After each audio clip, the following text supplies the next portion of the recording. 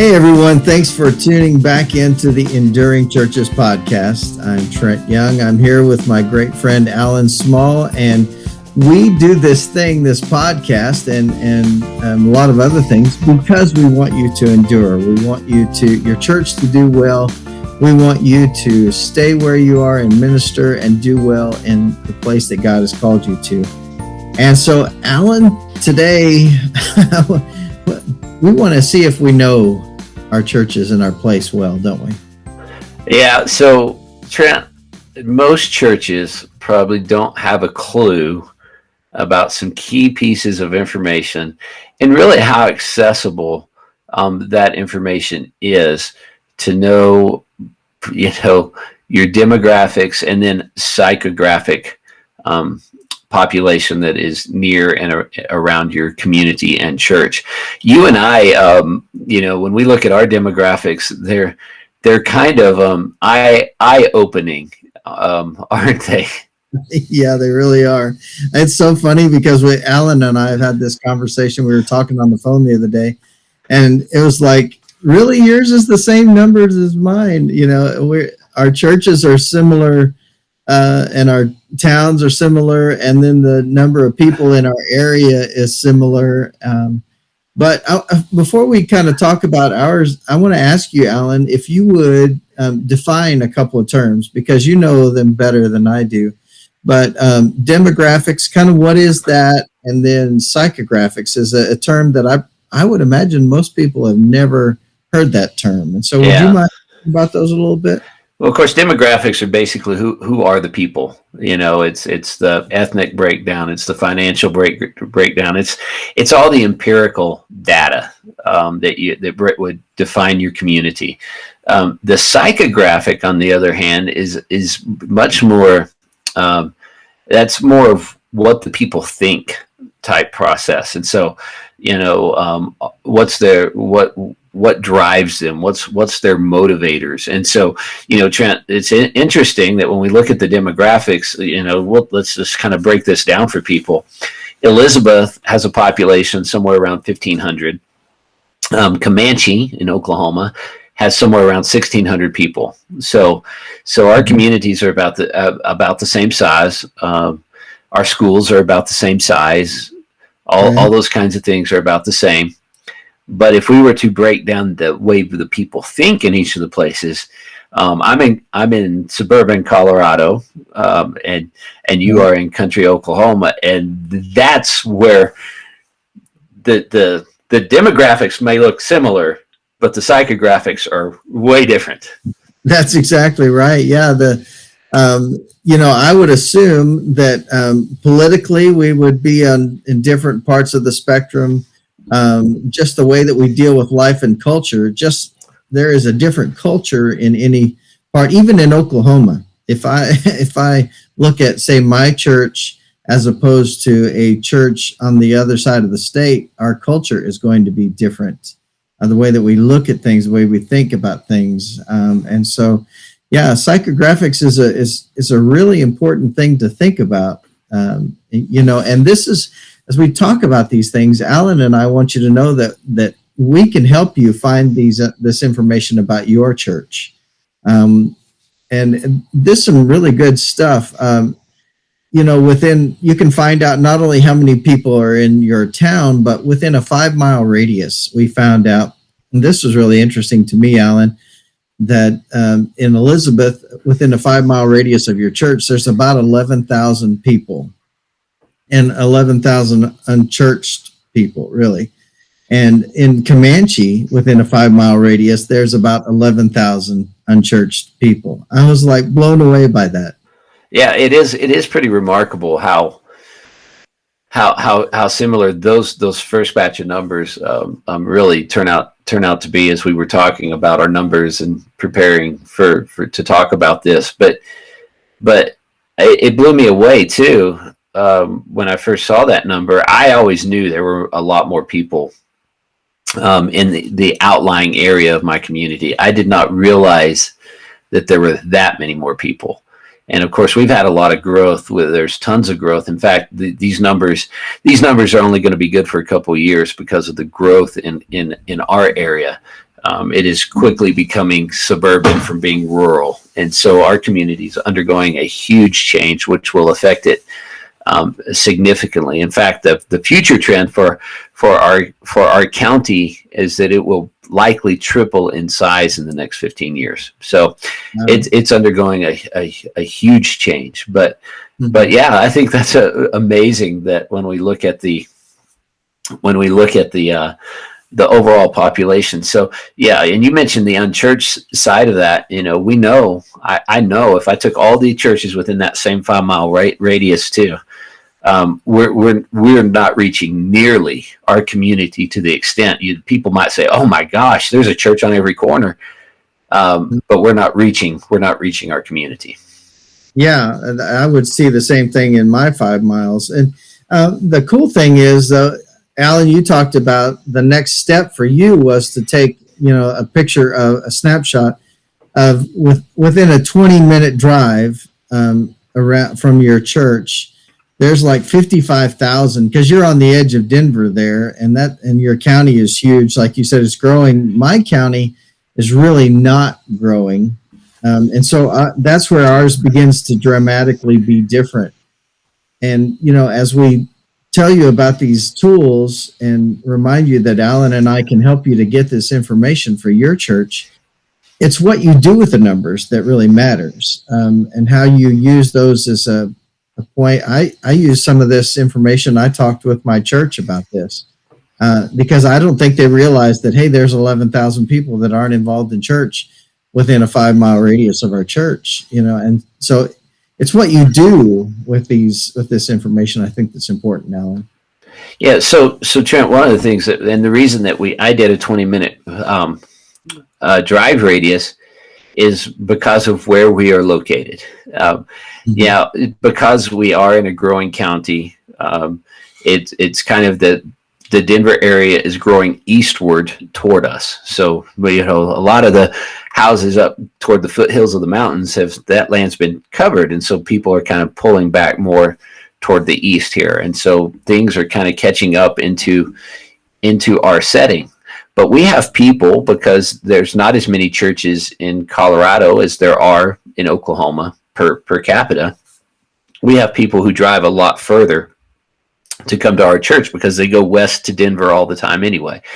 And so we have a lot of people who have driven eastward 20 minutes or whatever. But now what we're seeing are more people from our west coming east because after the pandemic, things are too crowded and they want to space out more. And so they want to go to the small town where there's probably less restrictions and you can spread out more and all those kinds of things. So there's more people coming our direction. And so when we did that circle, yeah, I mean, a lot of that population is to our west and typically would not have been probably in our consideration, but is now. And so that's part of this too. When you're planning to do research, you kind of need to know, and there's so many sources in so many ways. Sometimes you need to get creative.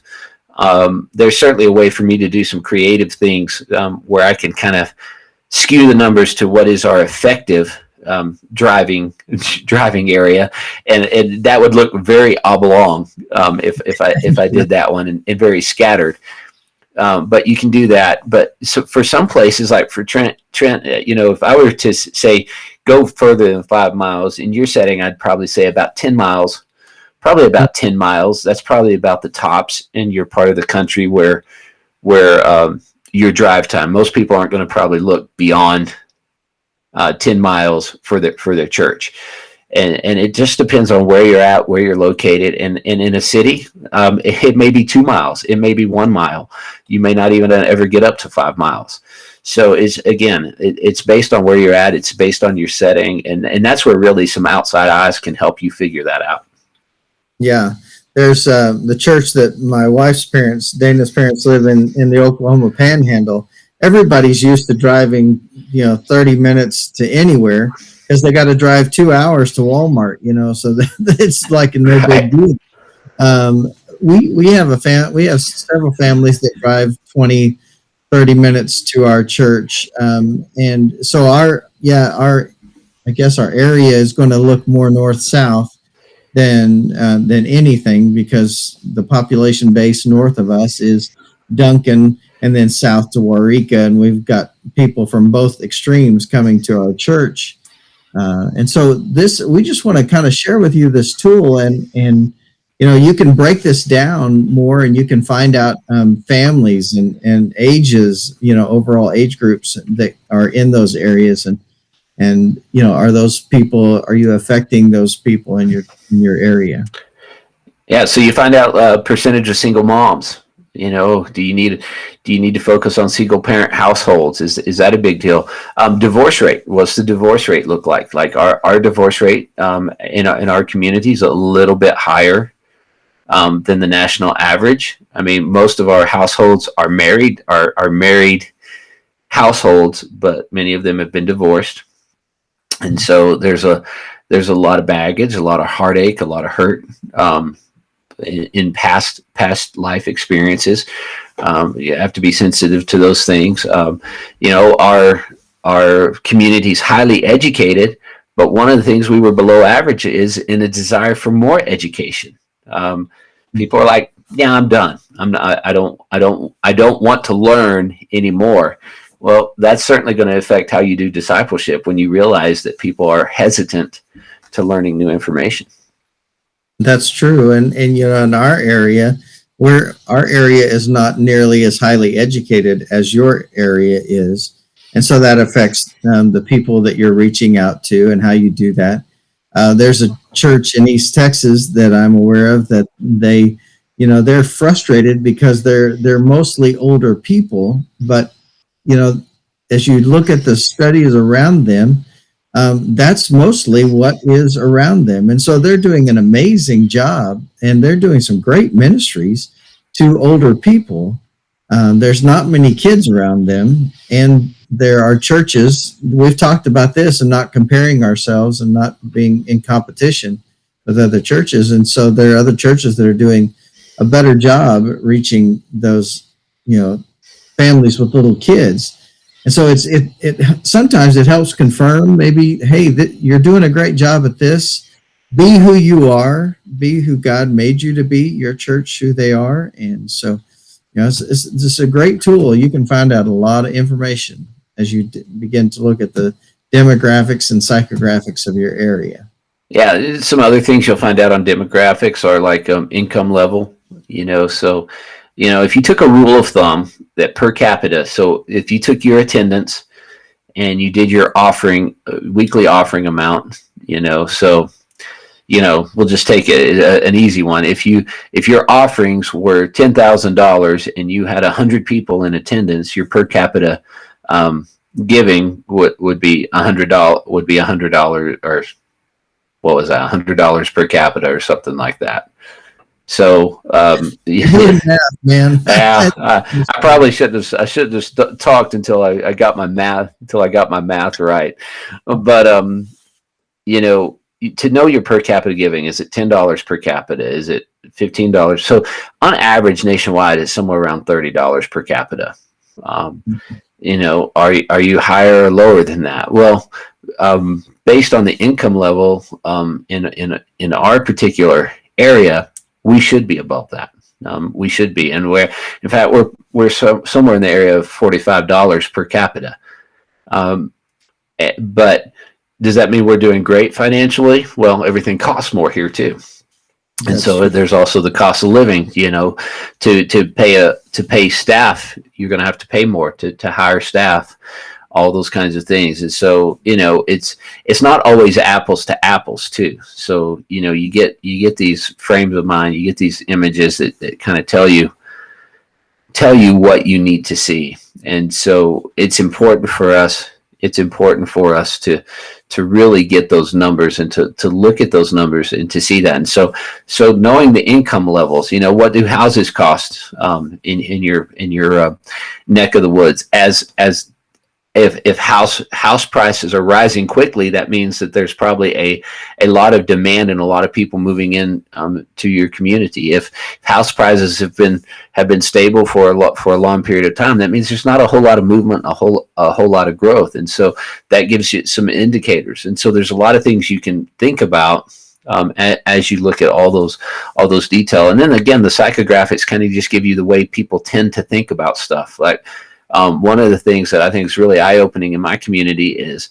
very hesitant to serve, like extremely hesitant to serve. This is across the board. This isn't just a church reflection. This is a community reflection that we are hesitant to serve. And I can tell you that we are a community where a lot of people moved out to our area, especially in the past, to say, leave me alone.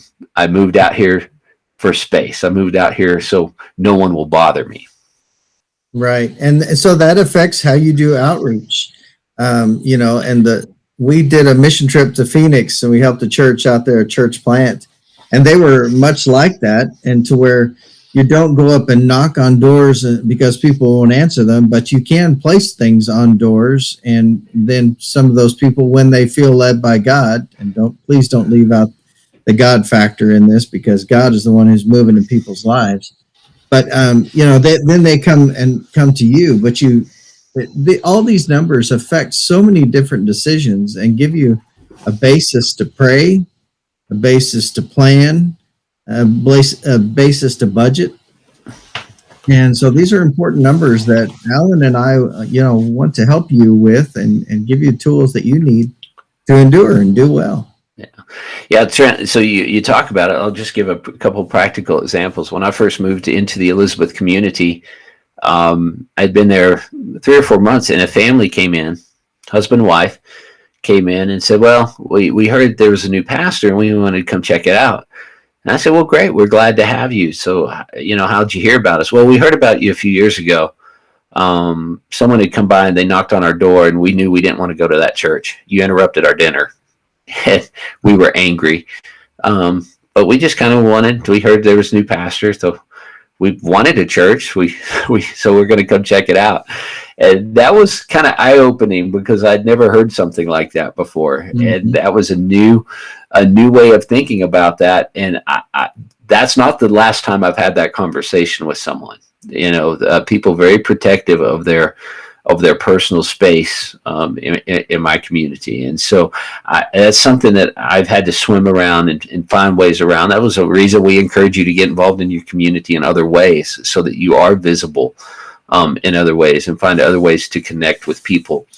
But you learn these things, and these things, like you said, they begin to affect that process of how you make decisions and how you choose to do things. I think that's true. And hopefully it helps you to have a better picture, a more complete picture. Because if you just look at your church and the people that attend your church, you won't have a very complete picture of your neighborhood and your community. And we want to be able to help you with these, to help you to find this information so that you can do a good job and give your church a better picture of the mission field. Because we really believe that God has placed churches where they are on purpose for a purpose. And we want you to have the best experience and the most effectiveness in reaching out to that community. So that's important to us. Yeah, and so one of the things too that Trent I think is helpful is to know what you're getting. So I have a 5-page report that's informative. I have an almost 40-page report that's much more informative. And so I have 2 different reports, and it is a matter too. You get what you pay for, and so if you want more information, then you're going to pay more for more information. But the other thing that's helpful is if you're not good at digging into that, and you're not good at reading into those details, is to get another set of eyes on that, to help you see that and to help you understand what you're missing in that process, because that will teach you so much that you did not know when you can delve into some of the finer details of that. That's true. And, Alan and I, we're kind of nerds, geeks, we love that kind of stuff. We love to dig into that. We love to to help you to understand it's not just numbers, but there's more to the numbers. We want to tell you the story that goes with those numbers. And so that's why I think is so important, because some people don't enjoy just reading reports, but we can help you to understand what all that information means and how it affects you. Yeah, a few weeks ago we talked about taking a look from the outside in. Mm-hmm. And really your demographic psychographic study is another outside in look, because the other thing you want to do is compare your demographics and psychographics to what's inside. Does my church really reflect my community? And a great example would be if you're in a place in the country where there's a lot of ethnic diversity, and you look around and it's 55% white and 30% African American and 20% Hispanic and all this, and your church is all one flavor. You're missing a huge part of your community. And so you want to make sure that you are using that information and then comparing that to, does my church truly reflect my community? If it doesn't reflect your community, you're not reaching your community. Yeah, that's true, because God has placed you there to reach that community. He has placed you there to be a light for him and to that entire community, not just to a few people, and certainly not to just one small group of people, but to the entire community. You're called to be a light there. So this is all this information. We think it's interesting at the very least, but it's certainly helpful to you as you pray, as you plan, as you prepare, as you budget, all those things. And we want to be there for you to do that. And so, Alan, as we talk about this, how can people get in contact with us if they'd like to get more information about something like this? Yeah, so please shoot us an email. That's probably just the easiest way. Alan, ALAN, at enduringchurches.consulting, Trent at enduringchurches.consulting. We would love to come alongside you and help you out. And, the cool part is if you feel like you need help with your church, you need help with this, we can tailor make a program, and it can be as simple as helping you get some of this research and helping you go through it. We can actually take that, turn it into a full-blown church consultation. We can do a lot of things, and we're here to help you and your church. We want to see you thrive. We want to see you be successful, and we want your church to have a lasting impact. And that's why this is important. Look around. Has your church ever even done this? How's your community changing? And if you've never done this really is an important step in knowing your community better. That's right. And we do this for your benefit, not for ours. It's for your benefit, because we do want you to do well. And, and even if you just have a question, you can always, just like Alan said, you can email us. You can find us on Facebook at Enduring Churches. You can go to enduringchurches.com and see our website. But we want to be encouragers most of all. We have a heart for you to do well. And so that's why we do this podcast, and we enjoy it a bunch, and we want to be there for you. So please reach out to us. Let us be a help to you.